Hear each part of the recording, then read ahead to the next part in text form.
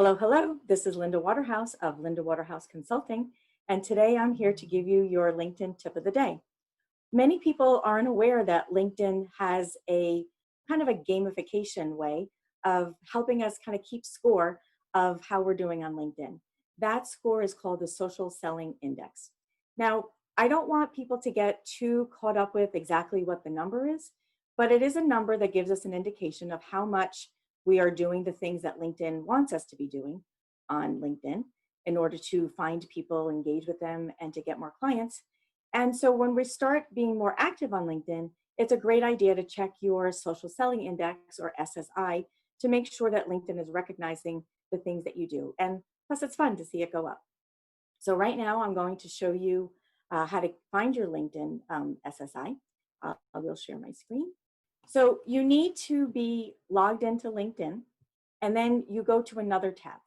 So I'll go to this tab, and then what you are going to be typing in is linkedin.com/sales/SSI for social selling index. And then you will see a number.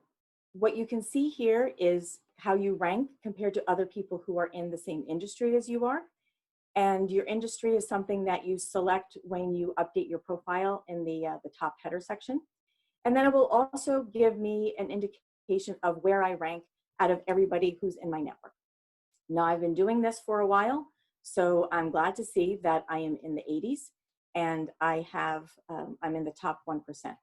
So what LinkedIn will do is that it breaks up your social selling index into 4 different pieces. It's establishing your professional brand. How professional do you look on LinkedIn? You need to do your profile and make sure that you have completed as many sections as possible. Finding the right people.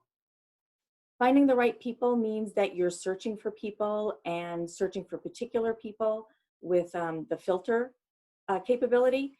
And so, because we really want to have a target of people that we want to engage with. Then engaging with insights. How much are we looking at our dashboards? How many people viewed our profiles and other things?